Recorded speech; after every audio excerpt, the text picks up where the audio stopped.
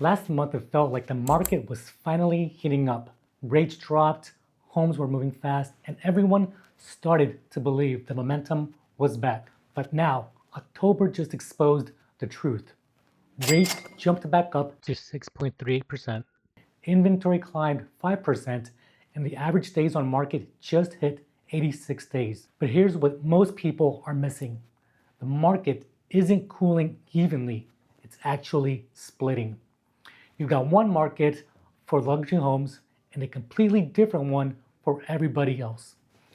I'm Edgar Rascon, your local realtor here in Greater Phoenix, Scottsdale, Arizona. And if you're thinking about buying, selling, or even repositioning your current investment portfolio before the year ends, the next few minutes are going to help you see what's really happening behind the headlines. Because while the headlines say we're up 2.7% in appreciation, if you take out luxury, we're actually in the red.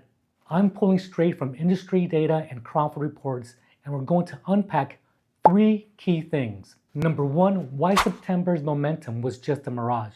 Number two, why October creates real urgency before November's surge. And number three, what pricing strategies are actually working right now when only 69.7% of homes are selling.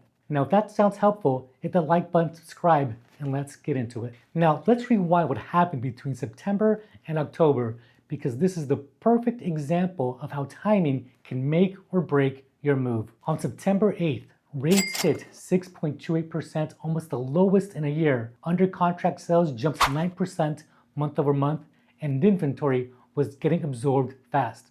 It felt like we actually finally had some traction. Then, October 7th, rates bounced back up to 6.38%, a 10 basis point swing that completely mirrored what we saw the same time last year. So here's the takeaway. Buyers who locked before mid-September won. The ones who waited for better rates are now paying more. You see, the market doesn't reward perfection, it rewards action. Meanwhile, active inventory climbed to 22,001 homes, up 5% just from September and 20% higher year over year. Days on market hit 86, dangerously close to the 90-day mark where listings start to go stale. So yeah, that September rush was real, but it was short-lived. Now let's talk about this split, because this is what's confusing people. Headlines are screaming appreciation in Phoenix up 2.7%.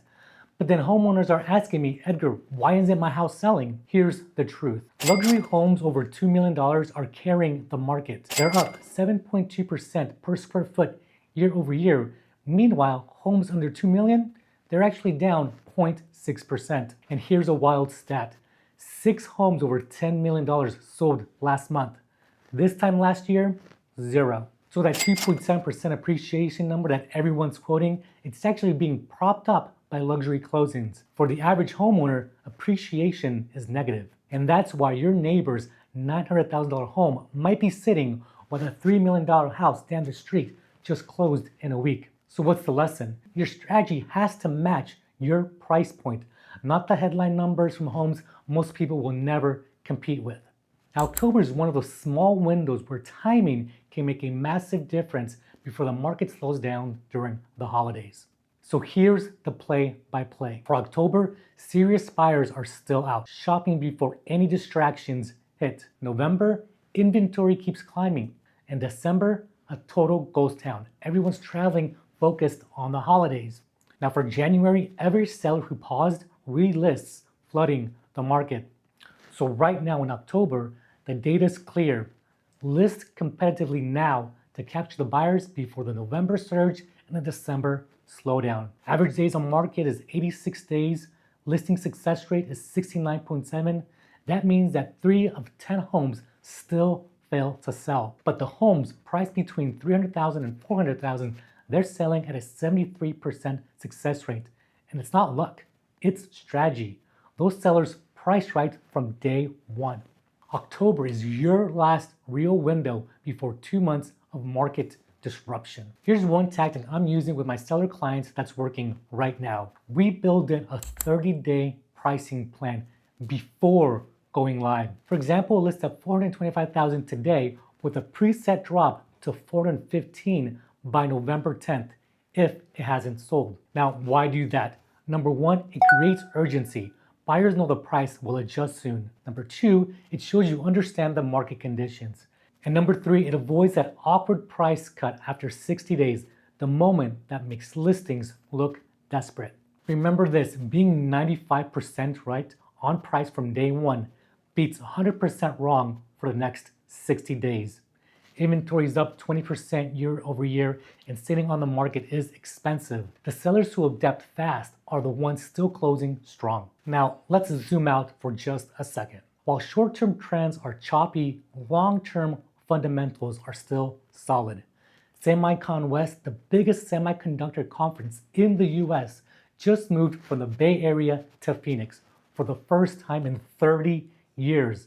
That's a major credibility boost for our tech economy. GPEC, the Greater Phoenix Economic Council, brought in 54 new companies just this year, adding over 7,200 jobs and nearly $600 million in payroll.